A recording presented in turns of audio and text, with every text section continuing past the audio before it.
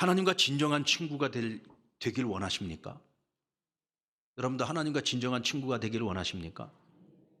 그러면 여러분, 우리의 친구가 되기를 원하는 하나님이 어떤 분이신지는 알아야 되지 않겠습니까? 아니, 그 친구가 어떤 사람인지도 모르면서 그 사람하고 친구로 사귀실 거예요? 여러분 친구도 잘 사귀어야 됩니다. 이상한 사람 친구로 사귀면 똑같이 이상한 사람 되는 거예요. 우리가 적어도 내가 마음을 나눌 수 있고 내가 정말 힘들고 어려울 때 도움을 구할 수 있는 그런 진정한 친구라면 이 친구가 대체 어떤 사람인지 정확하게 알아야 되잖아요. 우리가 하나님과 정말 친밀함을 가지고 살아가기를 원한다면 하나님이 어떤 분이신지를 알아야죠. 여러분, 우리가 어떻게 하나님을 알 수 있습니까? 우리가 하나님을 알아가는 길은요, 닫혀 있는 문이 아니에요. 닫혀 있는 길이 아닙니다. 활짝 열려 있어요. 왜? 하나님께서는 성경, 이 바이블을 통해서 우리에게 하나님 자신이 어떤 분인지, 하나님은 어떻게 일하시는 분인지, 너희를 향한 하나님의 마음이 무엇인지, 하나님 이 세상을 창조하신 목적이 뭔지, 당신의 독생자인 예수님 이 땅에 보내신 이유가 뭔지, 우리를 당신의 자녀로 삼아서 우리에게 어떤 은혜와 어떤 복을 주시기를 원하시는지, 하나님의 자녀들이 이 땅을 살아갈 때 어떻게 살아가기를 원하시는지, 그 모든 것이 성경에 다 기록되어져 있어요. 우리는 그것을 통해서 하나님이 어떤 분이신지를 아주 세세하게 구체적으로 알 수 있습니다. 그런데도 성경을 안 읽어요. 그런데도 성경을 전혀 묵상하지 않아요. 하나님 말씀을 배우려고 힘쓰지도 않아요. 주일날 교회 와서 예배드리면서 설교 시간에 듣는 말씀으로 나는 하나님을 다 안다고 생각하는 거예요. 아니요. 그건 여러분들이 성경을 통해서 하나님 우리에게 자신을 계시할 때 그 하나님에 대한 우린 정말 지극히 작은 부분만 알고 살아가는 거예요. 하나님을 아는 것이 복입니다. 하나님을 모르고는 하나님과 친밀해질 수 없어요. 하나님을 아는 것만큼 우리는 하나님께 더 기도할 수 있고 하나님을 아는 것만큼 하나님이 우리에게 약속하신 복을 누릴 수 있는 거예요. 아멘입니까? 하나님을 알기 때문에 우리는 기도할 수 있어요. 하나님이 어떤 분이신지를 알 수 있기 때문에 기도하는 거예요. 다윗은 하나님이 나의 기도에 응답하시고 나에게 귀를 기울여 주시는, 진정으로 나를 친구로 초청해 주시는 하나님, 나를 정말 친구로 여기시는 하나님이시라는 믿음이 있어요. 그러니까 뭐라고 고백합니까? 그러므로 나는 하나님을 사랑한다고 고백합니다. 여러분, 하나님 모르면서 뭘 하나님을 사랑해요? 하나님을 알아야 사랑할 거 아니에요. 하나님을 아는 것만큼 사랑할 수 있잖아요. 다윗은 일평생에 하나님과 동행했어요. 늘 기도하면서 자신의 삶 속에서 하나님의 그 기도의 응답을 수없이 경험하면서 살았습니다. 하나님을 아는 것만큼 하나님을 그렇게 뜨겁게 사랑하는 거예요. 그러므로 나는 평생에 다른 건 몰라도 기도하는 것은 절대로 멈추지 않고 나는 평생에 기도하는 삶을 살겠다고 이렇게 하나님 앞에 고백하는 겁니다. 그런 의미에서 다윗에게 기도는 하나님과 동행하며 하나님과 함께 추억을 만들어가고 우정을 쌓아가는 과정이라고 할 수 있습니다. 진정한 친구는 힘들 때 손을 내밀어서 도와주는 게 친구죠. 그러니까 하나님을 진정한 나의 친구라고 믿기 때문에 다윗은 고난과 고통과 근심, 괴로움, 위기, 문제, 환난, 고통, 그 모든 어려움들 속에서 늘 하나님께 나를 건져달라고 하나님 앞에 기도했던 겁니다. 하나님은 자기를 감추시는 분이 아니라니까요. 우리는 사람들에게 나의 부끄러움을 자꾸 감추려고 해요. 내 안에 있는 연약함을 자꾸 감추려고 하죠. 내 안에 있는 죄, 내 안에 있는 그 모든 연약함들을 감추려고 노력을 합니다. 근데 우리 하나님은 그러지 않아요. 심지어는 나는 질투하는 하나님이라고까지 밝히셨어요. 여러분들, 우리가 사람 사이에 야, 나는 질투가 많아, 이거 부끄러워서 이런 얘기를 어떻게 합니까? 근데 하나님께서는 우리에게 나는 질투하는 하나님이래요. 그러니까 우상 섬기지 말래요. 항상 내 앞에 있으라고 말씀하시지 않습니까? 우리 하나님은 이와 같이 부끄러운 하나님까지 다 드러내어서 자신을 우리에게 펼쳐서 보여주신 분이에요. 그리고 하나님은 정직하세요. 정직하시기 때문에 자신을 거짓으로 위선으로 포장해서 우리에게 보여주신 것이 아니라 있는 그대로의 모습을 다 보여주셨기 때문에 우리는 하나님의 속을 훤히 다 들여다볼 수 있는 거예요. 여러분, 하나님의 속을 알기를 원하십니까? 성경을 읽으세요. 그리고 기도하세요. 그러면 하나님께서 그 말씀을 통해서 우리에게 음성을 주시고 때로는 하나님께서 직접 우리에게 음성을 들려주시기도 합니다. 우리가 하나님의 음성을 들을 수 있으면 세상에 두려울 것이 뭐가 있어요? 고민해야 될 것이 무엇이 있습니까? 그것이 기도입니다. 기도는 내가 일방적으로 내가 하고 싶은 말만 실컷 쏟아붓고 끝내는 것이 아니라 내가 하나님께 고백하고 하나님 앞에 간구하고 하나님의 음성을 듣기 위해서 귀를 기울이는 것. 하나님이 내 음성에 귀를 기울이기도 우리가 소원해야 되지만 하나님의 음성에도 우리가 귀를 기울일 수 있어야 그게 진짜 기도인 거예요. 아멘입니까? 기도는 하나님이 어떤 사람을 기뻐하시는지를 우리로 하여금 깨닫게 해주십니다. 오늘 다윗은 이렇게 고백합니다. 하나님은 순진한 자를 기뻐하신다. 여러분, 순진하다는 것이 뭡니까? 우리 아이들 보면 순진하잖아요. 순진한 아이들이 잘하는 게 뭐예요? 잘 믿잖아요. 순진하지 않은 아이들은요, 뭔 얘기를 하면요, 왜요? 왜요? 내가 왜 해야 되는데요? 요즘 여러분들 MZ세대의 특징이 그거 아닙니까? 회사에서도 뭐 일 시키면은 이거 왜요? 이거 내가 왜 해야 되는데요? 내가 이러려고 4년제 대학을 나왔나요? 그리고는 따지고 대들고 나 회사 그만둔다고 그냥 그만둔다는 거 아니에요. 모두가 그런 건 아니죠. 그런 특성을 가지고 있는 세대가 많이 있다는 거예요. 머리가 복잡해요. 자기 생각이 많아요. 그러니까 신앙생활을 하더라도 하나님의 말씀에 대해서 자꾸 왜요? 왜요? 왜 이렇게 살아야 되는데요? 왜 이렇게 해야 되는데요? 단순한 믿음을 가지고 있는 사람들은 하나님의 말씀은 하나님이 하신 말씀이기 때문에 그냥 믿고 순종하는 거예요. 예수님께서 베드로에게 찾아가서 야, 깊은 데로 가서 그물을 내려라. 그 시간에 깊은 데 가서 그물 내리는 거는 업으로서는 상식에서 어긋나는 일이에요.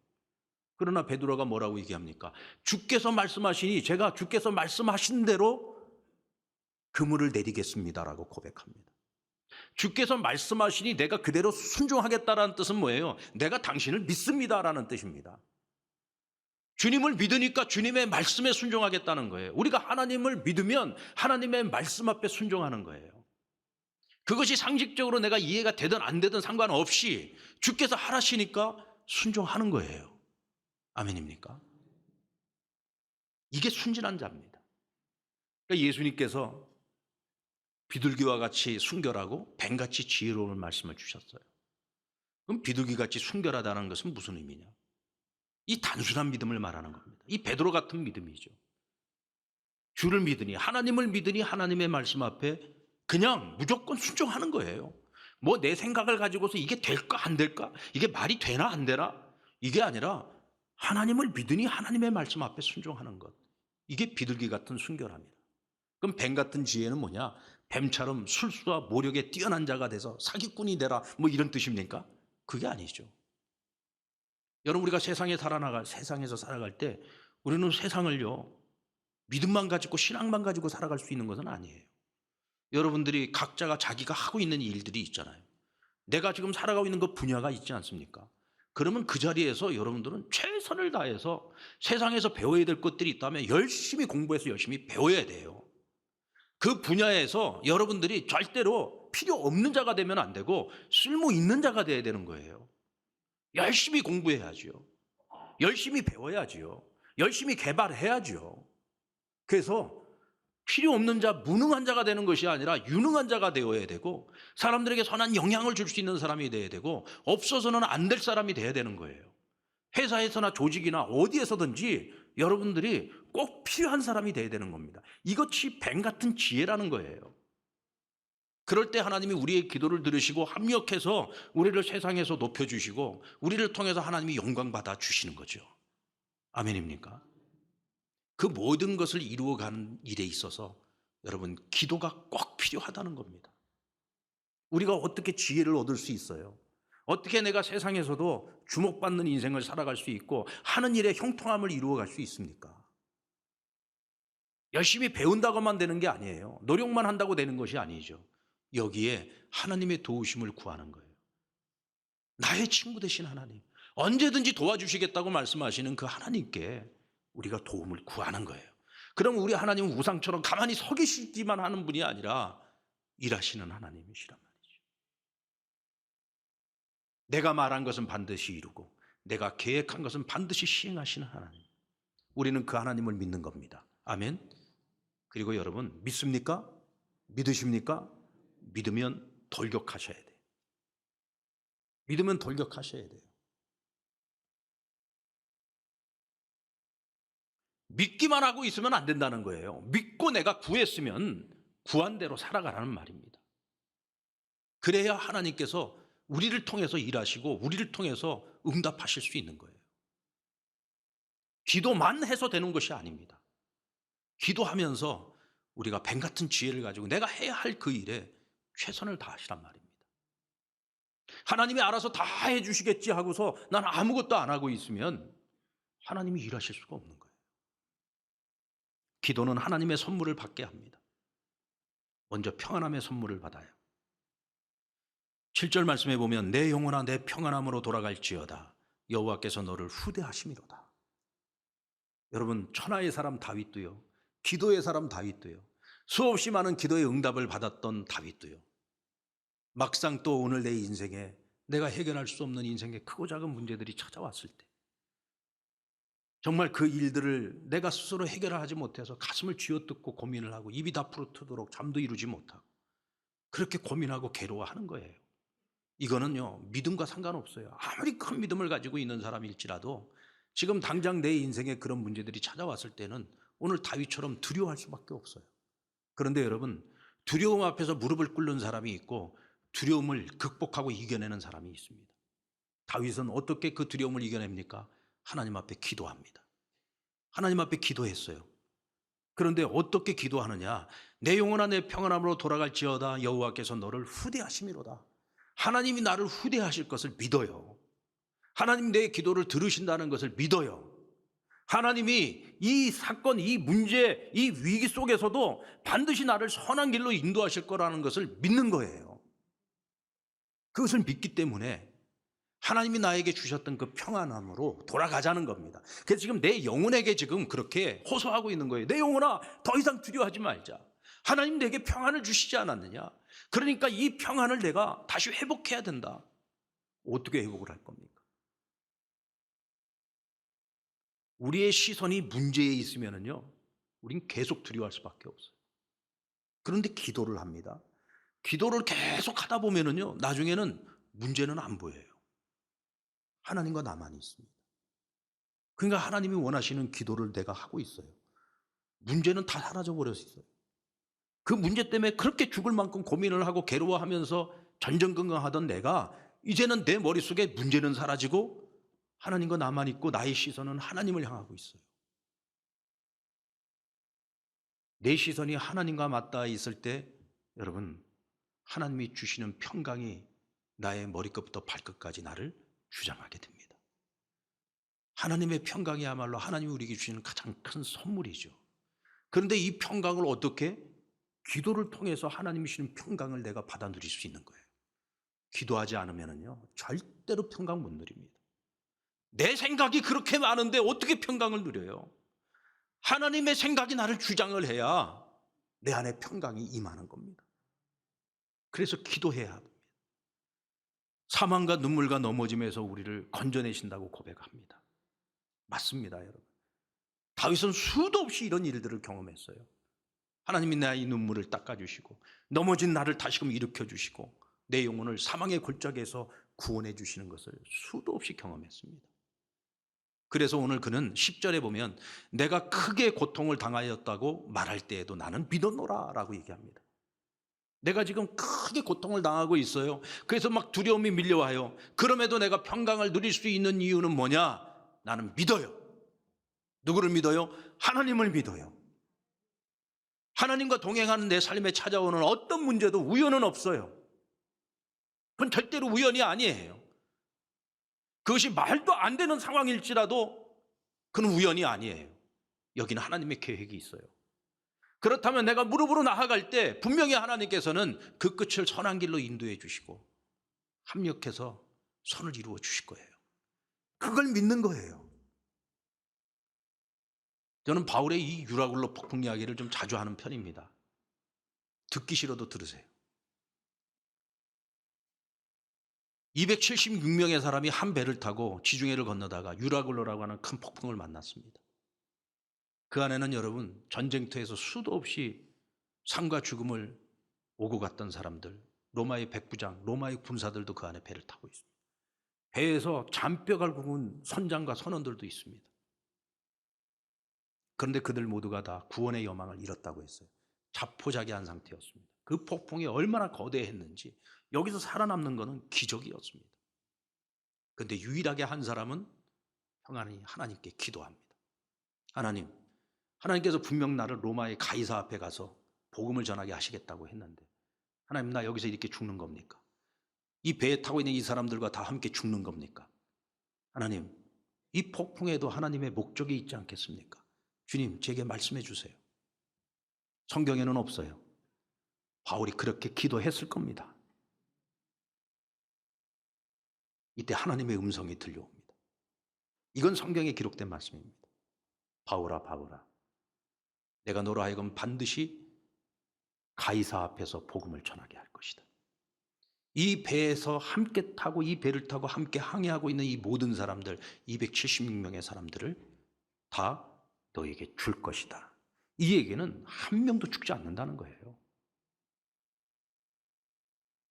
그리고 중요한 것은 바울이 그 말씀을 듣고 믿었다는 겁니다. 여러분, 저도 가끔 그런 경험을 합니다.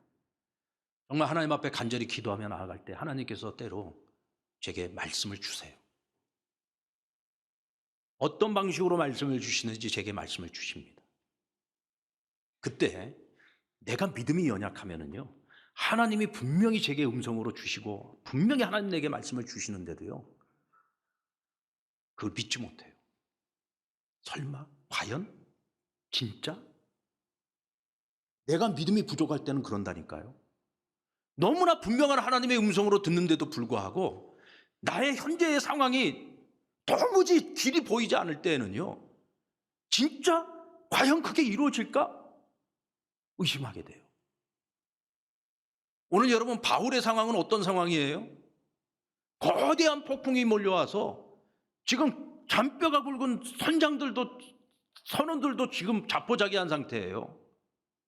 전쟁터에서 잔뼈가 굵은 군인들도 다 포기한 상태입니다.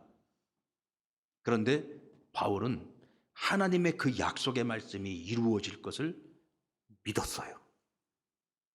믿었습니다. 여러분, 그 믿음이 필요합니다. 그 믿음이 있는 그 순간부터 그는 다른 사람들을 안심시키기 시작합니다. 안심하세요, 안심하세요. 당신들 절대로 죽지 않습니다. 하나님이 당신들을 제게 주신다고 했습니다. 저는 로마에 가서 복음을 전해야 될 사명이 있습니다. 저는 그 모든 것이 이루어질 것을 믿습니다. 그리고는 그때부터 믿음을 가지고 죄수의 신분인 바울이 그 안에 있는 모든 사람들을 호령하기 시작합니다. 리더십을 발휘하기 시작하는 거죠. 그리고는 결국은 어떻게 됐어요? 한 사람도 생명을 잃지 않고 모두가 다 구원을 얻지 않았습니까? 나중에 로마에 들어갈 때는 276명을 이끌고 개선장군처럼 로마에 입성을 합니다. 여러분, 이것이 바로 기도의 사람이 가지고 있는 권능이에요. 기도의 사람은 그래서 절대로 나만 살지 않습니다. 나와 더불어 함께하는 이들을 살립니다. 나만 기도의 응답을 받는 것이 아니라 오직 절망과 낙심 가운데 있는데 아직도 하나님을 찾지 않고 있는 사람들이 있을 때 그들을 위하여 중보기도도 하지만 그들을 기도의 자리로 이끌어냅니다. 당신도 기도해야 돼. 언제까지 기도를 받고만 살 거야? 당신도 기도해. 하나님께 직접 기도해. 하나님 응답하실 거야. 왜요? 난 경험이 있으니까. 나는 믿으니까. 확신하고 있으니까. 그래서 나 혼자 기도로 끝나는 것이 아니라 함께 기도하는 자리로 그들을 이끌어낼 수 있는 거예요. 그러니까 나만 사는 것이 아니라 함께 사는 것이고 함께 그 하나님의 은혜를 경험하며 살아가게 하는 것입니다. 사랑하는 여러분, 신앙생활, 기도생활 절대로 하다 말다 하지 마세요. 우리 새가족들을 만나보면은 신앙생활 10년, 15년, 20년 오랜 세월 동안 멈추고 있다가 다시 나오신 분들이 있어요. 제가 그분들에게 꼭 부탁드립니다. 이제는 신앙생활에 방학이 있어서는 안 됩니다. 신앙생활 방학하지 마세요. 이제 정말 하나님 앞에서 마음의 결단을 가지고 일평생 하나님 떠나지 않고 살겠노라고 결단하십시오. 믿음 생활을 하다 말다 하면 안 됩니다. 여러분, 우리 몸속에 있는 혈관이요, 전체가 1200km입니다. 쭉 늘려놓으면.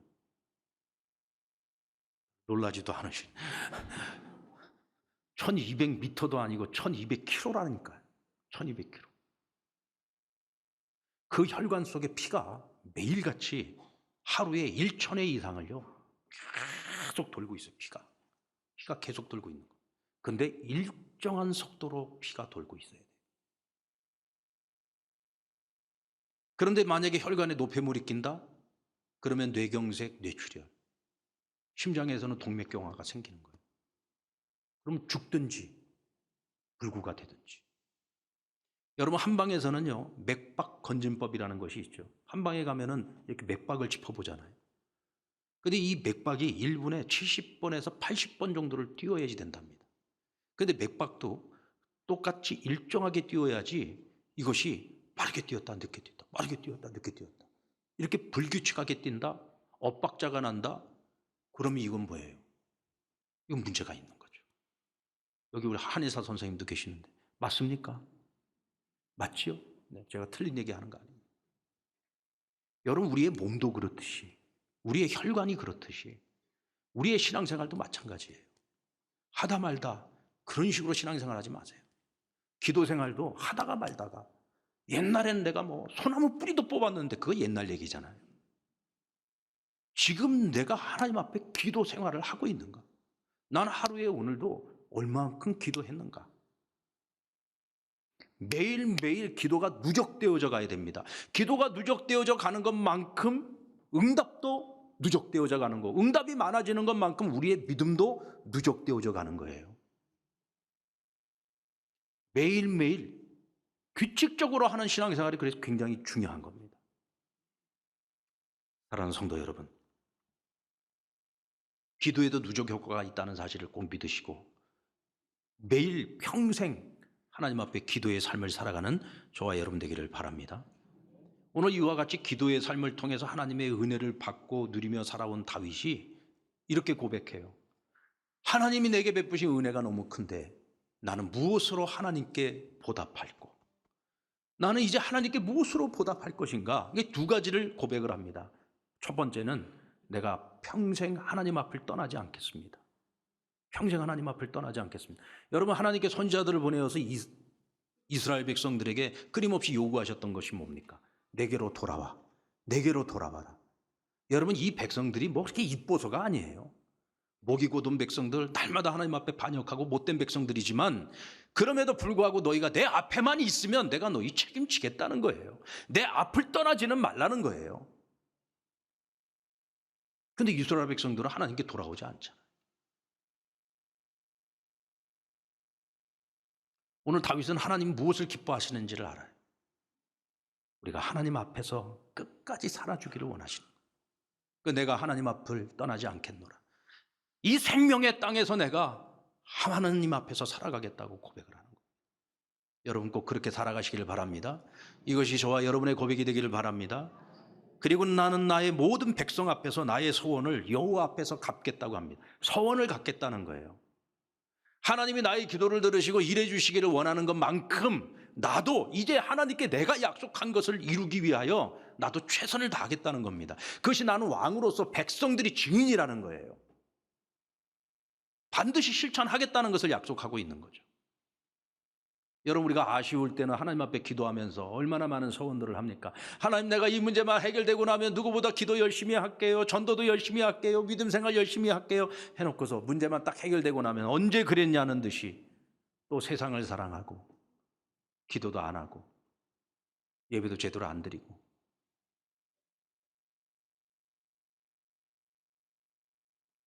여러분, 정말로 기도의 사람으로 살아가기를 원하고 내 평생의 기도의 삶을 살기를 원하십니까?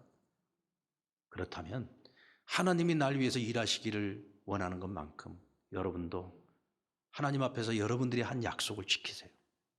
그리고 하나님이 기뻐하시는 일들을 위해서 수고하고 최선을 다하시기 바랍니다. 아멘입니까?